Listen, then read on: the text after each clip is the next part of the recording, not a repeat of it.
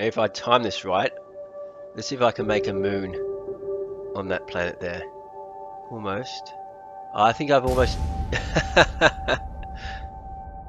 Welcome VR lovers and SideQuest fans. My name is Tony and today we're going to take a look at Matter VR. It's a proof of concept demo at the moment that you can get from the SideQuest store by sideloading for free onto your Oculus Quest. If you're not sure how to sideload, there's a link to a tutorial in the description below. Now before we move on, I'd just like to thank the subscribers to my channel. There's a lot of awesome content out there on YouTube, and so the fact that you've chosen to subscribe and watch my videos, it's a real honor, and I hope I can continue making informative and fun videos in the future.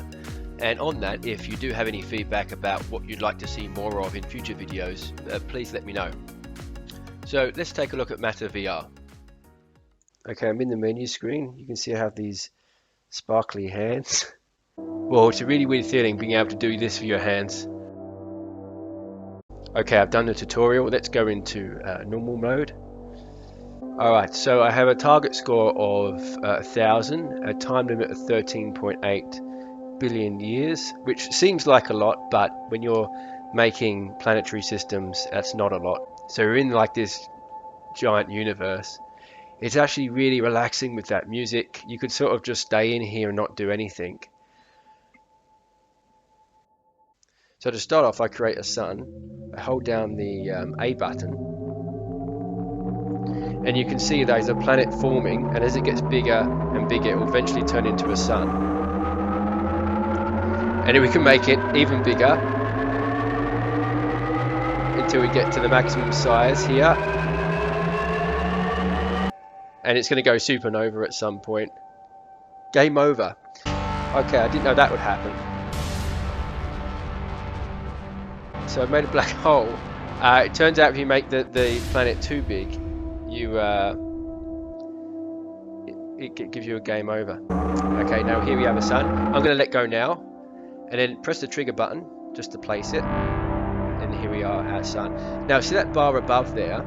That's how long we have until the sun goes supernova and just explodes. So the bigger you make the sun, the quicker that bar will go down, because it will be nearer the end of its life cycle.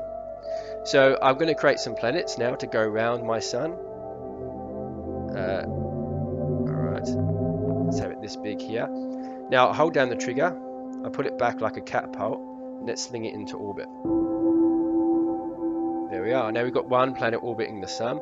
You can see my score as well has gone up, and you can also see the system mass has gone up now as well.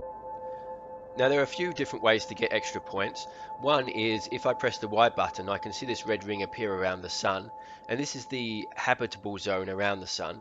If I get a planet orbiting in that habitable zone, a green bar will appear above the planet, and once that green bar fills, you get some extra points.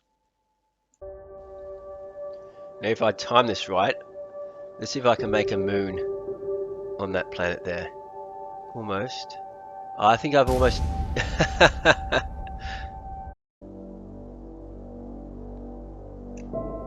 Nope. Yes, excellent. So that's now filled up the moon slot. I should have increased my score a bit there as well. And the bigger the planet you have, the more moon slots you have available. So I'm using my fun stick just to move away and reposition myself. Now I can take this whole galaxy and move it across if I want to. So if I just grab it, oops. If I just grab it using the inside trigger here, I can move this whole galaxy across. Now my planets have gone bye-bye as well. I'm going to ping this sun off too. It's about to go supernova. So there we are. See if we can get to 1,000 points before we reach 13.3 billion years. Oh, the sun's going to go.